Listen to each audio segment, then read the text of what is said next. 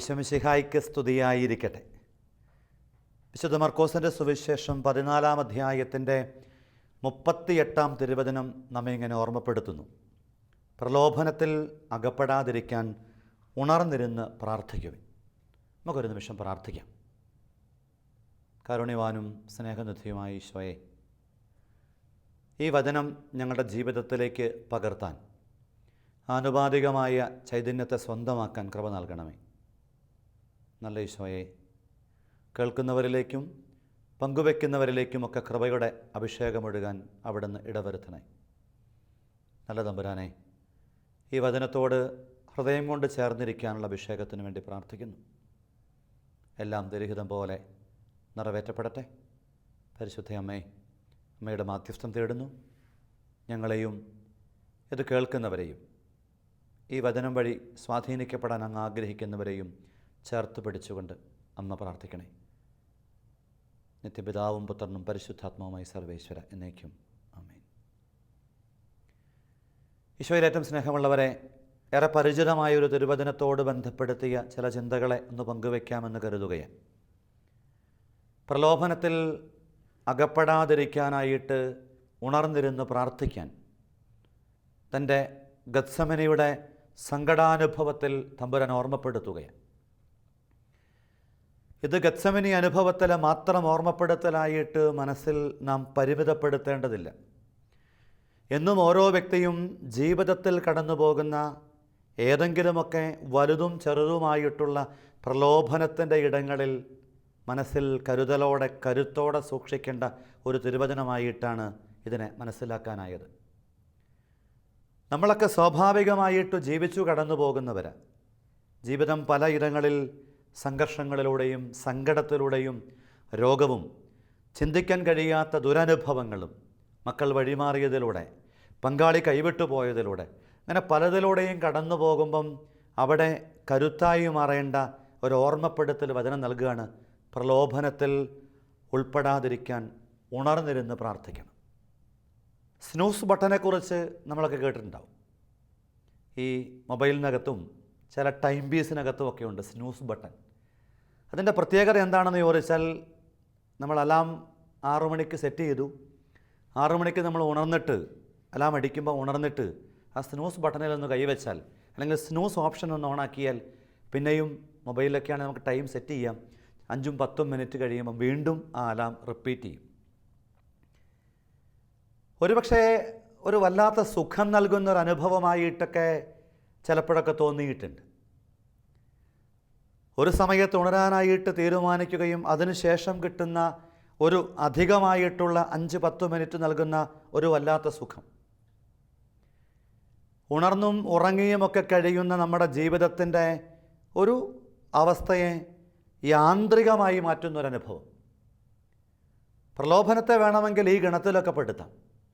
ഒരു താൽക്കാലികമായ ഇഷ്ടത്തിനും ഇച്ഛയ്ക്കും താല്പര്യത്തിനും വേണ്ടിയിട്ട് അല്പം ഒരു അഡ്ജസ്റ്റ്മെൻറ്റ് നടത്തുന്ന പരിപാടി. പണ്ട് പഴഞ്ഞൻ കഥയിലൊക്കെ നമ്മൾ കേട്ടതുപോലെ അൾത്താരയിൽ ഉപയോഗിച്ച വീഞ്ഞിൻ്റെ ബാക്കി സങ്കീർത്തിയിൽ വന്ന് എന്തിനാ വെറുതെ കഴുകി സിങ്കിലൊഴിക്കണത് എന്ന ചിന്ത കൊണ്ട് കപ്പ്യാരത് പതുക്കെ കുടിക്കാൻ നോക്കുമ്പം പുണ്യാളന്മാരൊക്കെ ഇങ്ങനെ നിരന്നിരിക്കേണ്ട കണ്ടിട്ട് കപ്പ്യാർക്കൊരു പല വിചാരം. ഇവർ എങ്ങാനും കണ്ടാൽ വികാരിയച്ഛൻ പള്ളിമുറിയിൽ പോയെന്നുറപ്പായി, ശുശ്രൂഷകൾ ആരും അവിടെയില്ല, ആലയത്തിനകത്തും ആരും അവശേഷിക്കുന്നില്ല. എങ്കിലും ഈ പുണ്യാളന്മാർ കണ്ടാലോ എന്ന ചിന്ത കൊണ്ട് കപ്പ്യാർ അൾത്താര മൂടുന്ന തുണി കൊണ്ട് ആ പുണ്യാളന്മാരെ മൂടിയിട്ട് ആ വീഞ്ഞു കുടിച്ചു എന്നൊക്കെ പറയുന്ന പഴങ്കഥ പോലെ അറിഞ്ഞും അറിയാതെയും നമ്മുടെ ജീവിതം ഇങ്ങനെ ചില അനുഭവങ്ങളിലൂടെ അറിവോടും അറിവില്ലാതെയും ഒരു താൽക്കാലികവും ക്ഷണികവുമായ സുഖവഴിയിലൂടെ കടന്നു പോകുമ്പം നാം ഓർമ്മിക്കണം, അതൊരു പ്രലോഭനമാണ്. അതൊരു പ്രലോഭനത്തിൻ്റെ ഇടമാണെന്ന് തിരിച്ചറിയാനായിട്ട് നമുക്ക് കരുത്തുണ്ടെങ്കിൽ, ബലത്തോടു കൂടെയിട്ട് അതിൻ്റെ ഭാഗമാകാൻ കഴിയുമെങ്കിൽ നിഷ്ഠയോടെ നമ്മൾ എടുക്കേണ്ട ഒരു തീരുമാനം ഈ സ്നൂസ് ബട്ടൺ സംസ്കാരത്തിൽ നിന്ന് നമ്മളൊന്ന് മാറേണ്ടതായിട്ടുണ്ട്. വെളിപാടിൻ്റെ 3:2 വചനം ഓർമ്മപ്പെടുത്തും. ഉണരുക, നിന്നിൽ ആസന്ന മരണമായിരിക്കുന്നതിനെ ഉത്തേജിപ്പിക്കുക, എന്നാൽ നിൻ്റെ ദൈവത്തിൻ്റെ മുമ്പിൽ പ്രവൃത്തികൾ പൂർണ്ണമായി നിർവഹിക്കപ്പെട്ടതായി ഞാൻ കാണുന്നില്ല. നമ്മൾ ഓരോരുത്തരും ഇങ്ങനെ ചൂടും തണുപ്പുമില്ലാത്തവരായിട്ട് ജീവിച്ചു കടന്നു പോകുമ്പം ഈ ഒരു ചിന്താധാരയെ ഉണർത്താനായിട്ട് വചനം നമ്മളെ വിളിക്കുകയാണ്. നമ്മളറിയാതെ നമ്മുടെ ജീവിതത്തിൽ ഇങ്ങനെ സുഖമായി സന്തോഷമായി ഈ സ്വാർത്ഥതയിലേക്ക് പരിമിതപ്പെട്ടുകൊണ്ട് എൻ്റെ കാര്യത്തിന് പരുക്ക് പറ്റാതെ എനിക്ക് ജീവിക്കണം എന്ന ഒറ്റ ചിന്തയിലേക്ക് നമ്മളിങ്ങനെ ഫോക്കസ് ചെയ്യപ്പെട്ടിരിക്കുകയാണ്. ചില ആളുകളൊക്കെ നമ്മളിങ്ങനെ വല്ലാണ്ട് സങ്കടപ്പെടുത്തും.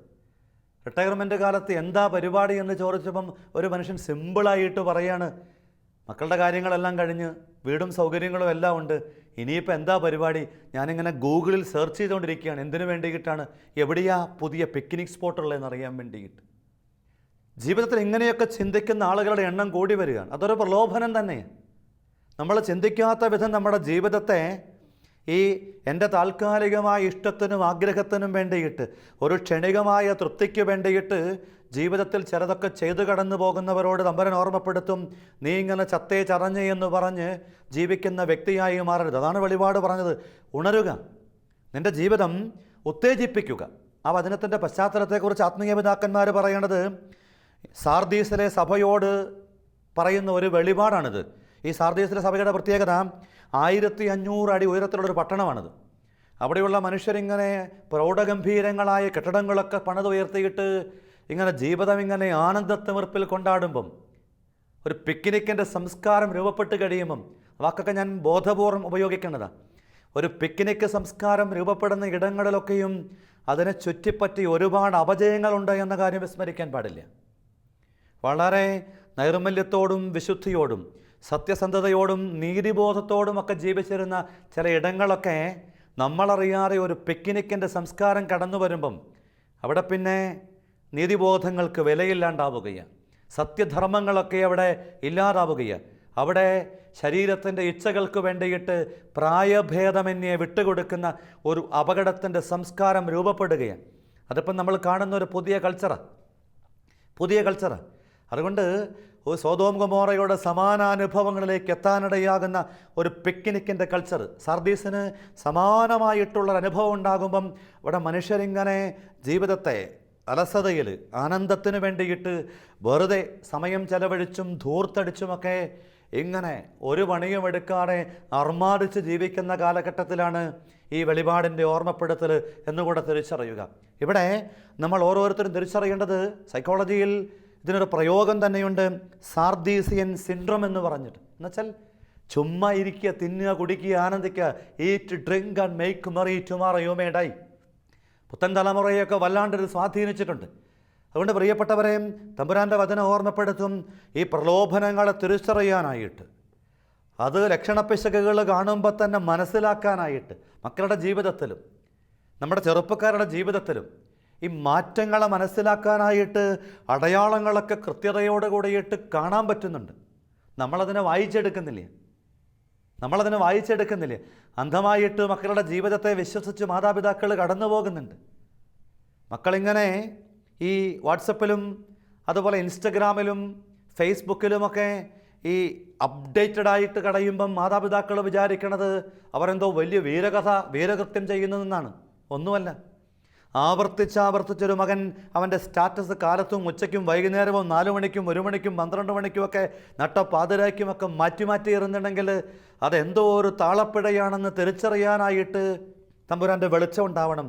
അത് പ്രലോഭനത്തിൻ്റെ ആദ്യപടിയായിട്ടറിയണം. അവിടെ നമ്മൾ എന്ത് ശ്രദ്ധിക്കണം? അതാ വചനം പറയണത്, നമ്മൾ ഉണർന്നിരിക്കണം, ജാഗ്രതയുള്ളവരാകണം, നമ്മൾ പ്രാർത്ഥിക്കണം. കുടുംബ ബന്ധങ്ങൾ പോലും തകരാനായിട്ട് എന്നോടൊരു ഒരു ദമ്പതികൾ പറഞ്ഞ സങ്കടം ഇതാ. അവൾ നട്ടപ്പാതിരാക്കി ഓൺലൈനിലാച്ച. ഞാൻ എൻ്റെ സാമാന്യ ബുദ്ധിയിൽ ഇതിൻ്റെ അകക്കാമ്പൊന്നറിയാൻ വേണ്ടിയിട്ട് ചോദിച്ചു, അവൾ ഓൺലൈനിലായത് നിനക്കിപ്പോൾ എന്താ കുഴപ്പം? അപ്പോൾ അവൾ പറയാണ്, ഇയാൾ ഓൺലൈനിലാച്ച.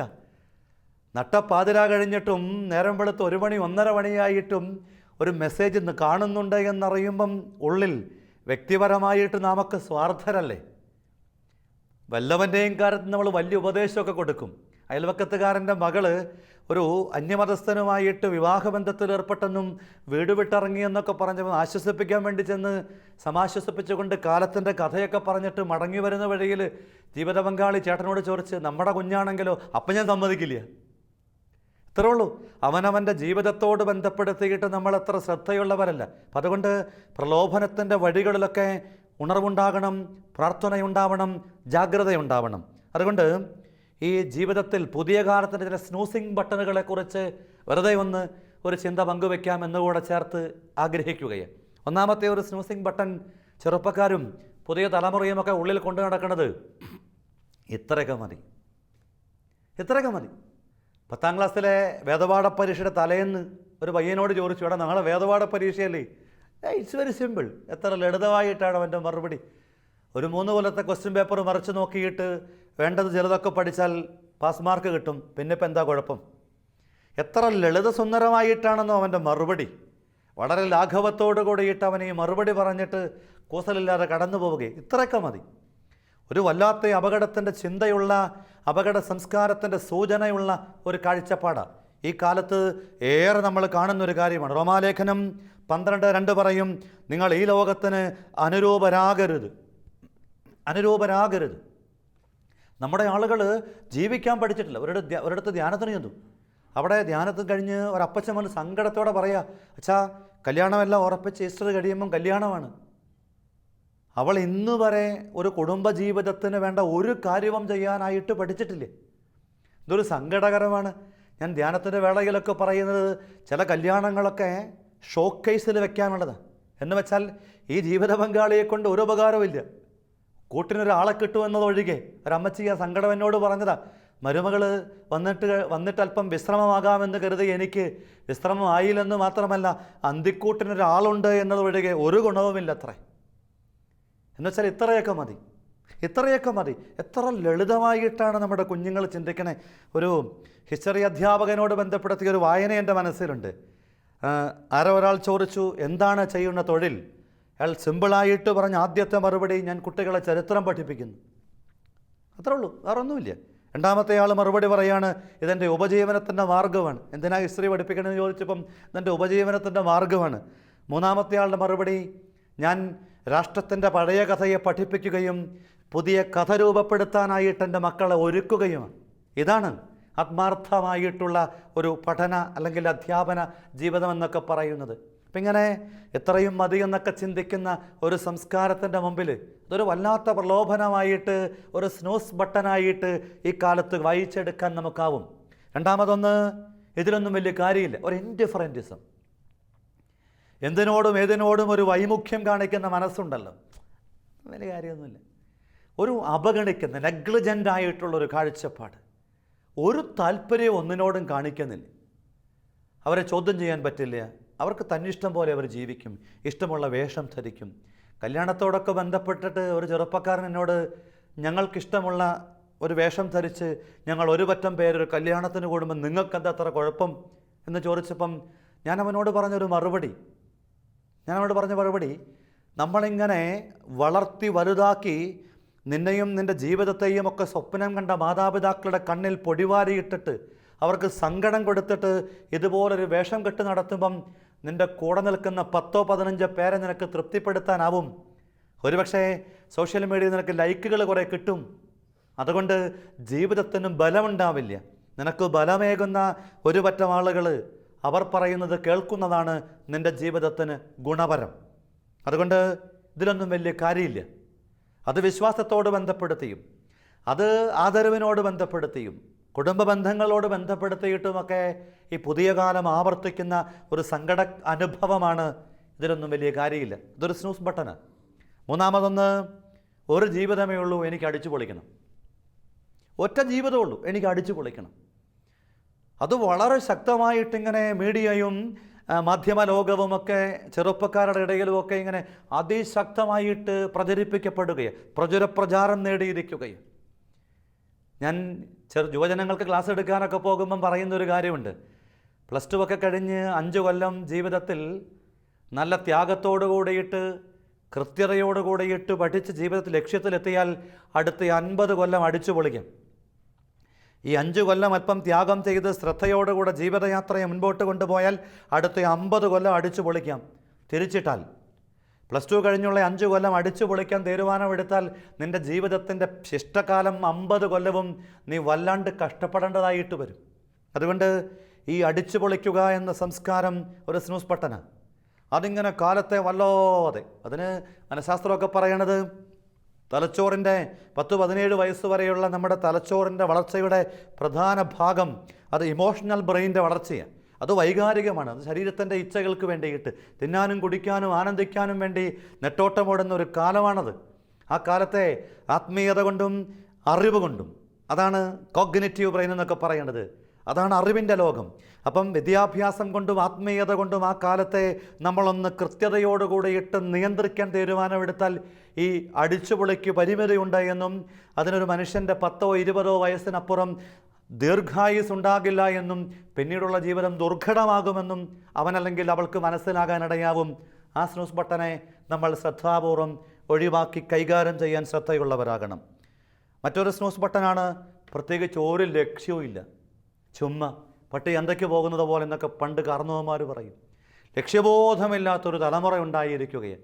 എന്തിനു വേണ്ടി, എങ്ങോട്ട് എന്നൊക്കെ ചോദിക്കുമ്പം കൈമലർത്തിയിട്ട് ചുമ്മാ പോവുക. പണ്ട് ഈ സ്കൂളിലൊക്കെ പഠിച്ചിരുന്ന കാലത്ത് സമരത്തിൻ്റെ പുറകെ പോയ കഥ പോലെയാണ് സാധു വിട്ടിയവരെ പറയുന്നത്. സമരത്തിൻ്റെ പുറകെ പോകുന്നവനോട് എന്തിനാണ് ഈ സമരം എന്ന് ചോദിച്ചാൽ അവനറിയാൻ പാടില്ല.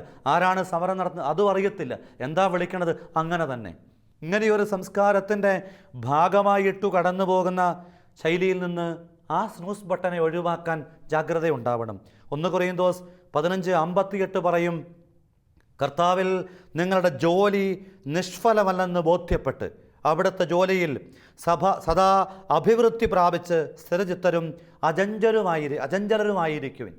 നമ്മൾ ഏൽപ്പിച്ച കാര്യങ്ങളൊക്കെ ലക്ഷ്യബോധത്തോടു കൂടെ ചെയ്യാനായിട്ടുള്ള ഒരു പരിശീലനം കുഞ്ഞുങ്ങൾക്ക് നമ്മുടെ ജീവിതത്തിലും അടുക്കിലും ചിട്ടയിലും വൃത്തിയിലും വെടുപ്പിലുമൊക്കെ ചെയ്യുന്ന ഒരു ജീവിതശൈലി ആർജിക്കേണ്ടതുണ്ട്. അത് മാറ്റേണ്ട ഒരു സ്നൂസ് ബട്ടനാണ്. അവസാനത്തേത് അധ്വാനിക്കാതെ സമ്പാദിക്കാനുള്ള ആഗ്രഹം കൂടി വരിക. ലോട്ടറിയൊക്കെ എന്തുമാത്രം വിറ്റുപോകുന്നു. ഒരു പണിയും എടുക്കാതെ ഭാഗ്യം മാത്രം നോക്കി ജീവിക്കുന്നവർ എന്തൊരു സങ്കടകരമാണെന്നറിയണ്ടേ അങ്ങനെ ജീവിക്കുന്ന. സുഭാഷിതം 13:4 പറയും, എത്ര ആഗ്രഹിച്ചാലും അലസൻ ഒന്നും കിട്ടില്ല, സ്ഥിരോത്സാഹിക്ക് സമൃദ്ധി ഉണ്ടാവും. നമ്മളിങ്ങനെ അധ്വാനിക്കാതെ ഭക്ഷിക്കും, നമ്മുടെ ഒരു ശൈലായിട്ട് മാറുകയാണ്. നമ്മുടെ എന്തുമാത്രം ബാങ്കുകൾ പൊളിയുന്നു, എന്തുമാത്രം തട്ടിപ്പുകൾ നടക്കുന്നു, ഇരട്ടിപ്പിക്കാമെന്നൊക്കെ പറഞ്ഞ് പണം വാങ്ങിയിട്ട് എന്നിട്ടും നമ്മൾ പഠിക്കുന്നുണ്ട്. നമ്മൾ പഠിക്കുന്നില്ല.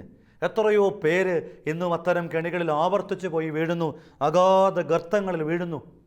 പ്രിയപ്പെട്ടവരെ ശ്രദ്ധിക്കണം. ജോൺ 23-ാമൻ മാർപ്പാപ്പ പറയും, ഈ ജീവിതം, ഭൂമിയിലുള്ള ജീവിതമെന്ന് പറയണത് വിശ്രമിക്കാനുള്ള ജീവിതമല്ല, വിശ്രമം സ്വർഗത്തിലാണ്.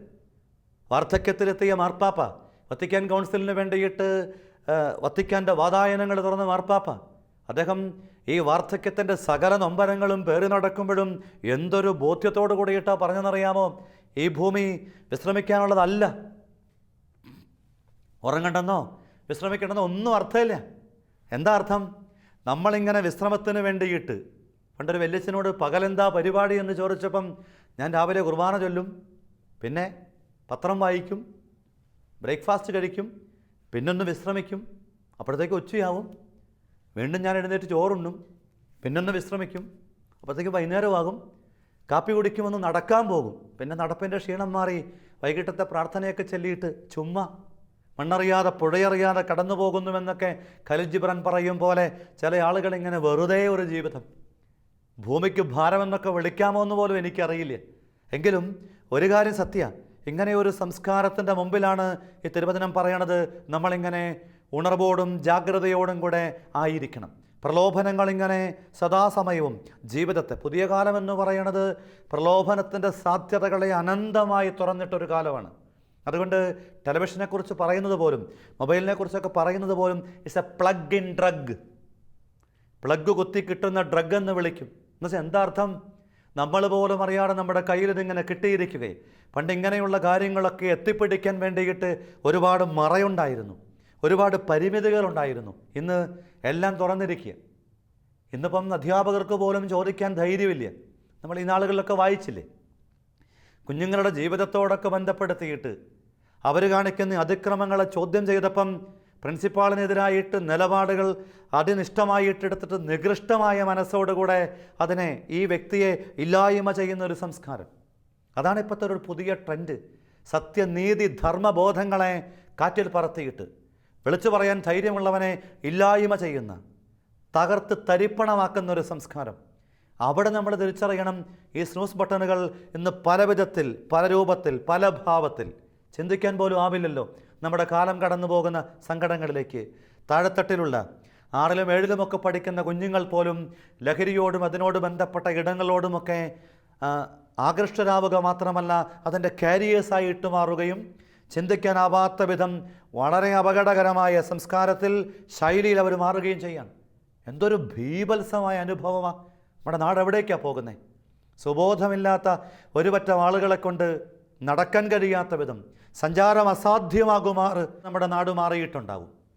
അങ്ങനെയൊരു കാലത്ത് നമ്മൾ ജീവിക്കുമ്പം ഏറെ ജാഗ്രതയുള്ളവരും ശ്രദ്ധയുള്ളവരുമാകണം. പ്രലോഭനത്തിൽ വീഴാതിരിക്കാനായിട്ട് നമ്മൾ ഉണർന്നിരിക്കണം. നമ്മൾ ഉണർന്നിരുന്ന് പ്രാർത്ഥിക്കണം. മക്കളുടെ വഴിമാറലുകൾ, പങ്കാളിയുടെ ജീവിതത്തിൻ്റെ വഴിതെറ്റലുകൾ ഒന്ന് തിരിച്ചറിയാനായിട്ട് ശ്രദ്ധയുണ്ടാവണം. മദർ തെരേസയെക്കുറിച്ച് പറയുന്നത്, അമ്മയുടെ നേതൃത്വ വിജയത്തിൻ്റെ കഥയെക്കുറിച്ച് ചോദിച്ച അമ്മ പറഞ്ഞത്, ഞാൻ എൻ്റെ ജീവിതത്തിൽ ചെറിയ കാര്യങ്ങളെ വലിയ സ്നേഹത്തോടെ ചെയ്യുന്നു എന്നതാണ് ജീവിത വിജയത്തിൻ്റെ ആധാരം. ചെറിയ കാര്യങ്ങളൊക്കെ വലിയ നിയോഗത്തോടെ ചെയ്യാൻ കഴിയുന്ന കൊച്ചു ത്രേസ്യ പുണ്യവതിയുടെ മനസ്സ്, ഇത് മാതാപിതാക്കൾക്കും നമുക്ക് ഓരോരുത്തർക്കും സാധ്യമാവട്ടെ. ഈ സ്നൂസ് ബട്ടൺ സംസ്കാരത്തിൽ നിന്ന് നമ്മുടെ വ്യക്തി ജീവിതത്തെ ഒന്ന് നവീകരിക്കണം. മാതാപിതാക്കൾ പലപ്പോഴും മക്കളെ മാനസാന്തരപ്പെടുത്താനുള്ള വ്യഗ്രതയിൽ അവരുടെ ജീവിതത്തിൻ്റെ ഏതെങ്കിലുമൊക്കെ ചെറുകുറവുകൾ പോലും കുഞ്ഞുങ്ങളുടെ ജീവിതത്തിൻ്റെ വലിയ വഴിമാറലുകൾക്ക് വിധേയപ്പെടുത്താൻ സഹായകമാണ് എന്ന അവബോധങ്ങളെ തിരിച്ചറിഞ്ഞിട്ട്, എൻ്റെ വ്യക്തി ജീവിതത്തിൽ ഞാനിങ്ങനെ ഇത്രയൊക്കെ മതി എന്ന ചിന്തയോടുകൂടെ കഴിയുന്നുണ്ടോ? ഞാനിങ്ങനെ ഇതിലൊന്നും വലിയ കാര്യമില്ല എന്ന് പറഞ്ഞ് ഏതിനോടും ഒരു ഇൻഡിഫറൻ്റ് ആറ്റിറ്റ്യൂഡ് സൂക്ഷിക്കുന്നുണ്ടോ? ഒരു ജീവിതമേ ഉള്ളൂ എന്ന് പറഞ്ഞ് അടിച്ചു പൊളിക്കണമെന്ന് പറഞ്ഞ് പിക്നിക്കിനും അത്തരം പ്രോഗ്രാമുകൾക്കും വേണ്ടിയിട്ട് സമയത്തെ ചെലവഴിക്കുന്നുണ്ടോ? പ്രത്യേകിച്ച് ലക്ഷ്യമൊന്നുമില്ലാത്ത ഒരു യാത്രയിലാണോ ഞാൻ കടന്നു പോകുന്നത്? അധ്വാനിക്കാതെ സമ്പാദിക്കുക എന്ന ചിന്ത എന്നെ മഥിക്കുന്നുണ്ടോ? ഇത്തരം ആഗ്രഹങ്ങളും ചിന്തകളും ആത്മശോധനകളും ഉണ്ടാവട്ടെ. ഒപ്പം ഈ വഴിമാറലുകളിലേക്ക് ശ്രദ്ധയുണ്ടാവട്ടെ. ആ മേഖല വിശുദ്ധീകരിക്കാൻ നമുക്കും പ്രാർത്ഥിക്കാം. നമുക്കൊരു നിമിഷം പ്രാർത്ഥിക്കാം. ഈശോയെ, പ്രലോഭനത്തിൽ പെടാതിരിക്കാൻ ഉണർവിൻ്റെ ജാഗ്രതയുടെ പ്രാർത്ഥന ഞങ്ങൾക്കും നൽകണമേ. ഞങ്ങളിങ്ങനെ വെറുതെ ജീവിച്ചു കടന്നു പോകുന്നവരായി കൺമുൻപിലൂടെ കടന്നു പോകുന്ന ജീവിതങ്ങളുടെ വഴിമാറലുകളെ മനസ്സിലാക്കാതെ വികലമാക്കപ്പെട്ട ചിന്തയും ആഗ്രഹങ്ങളുമൊക്കെയായി അപകടപ്പെടുന്നവരായി മാറാൻ അനുവദിക്കരുത്. ആദ്യം ഞങ്ങളെ ശക്തിപ്പെടുത്തണമേ, സൗഖ്യപ്പെടുത്തണമേ. അമ്മ മാതാവെ പ്രാർത്ഥിക്കണേ. നിത്യം പിതാവും പുത്രനും പരിശുദ്ധാത്മാവുമായി സർവേശ്വര എന്നേക്കും ആമേൻ.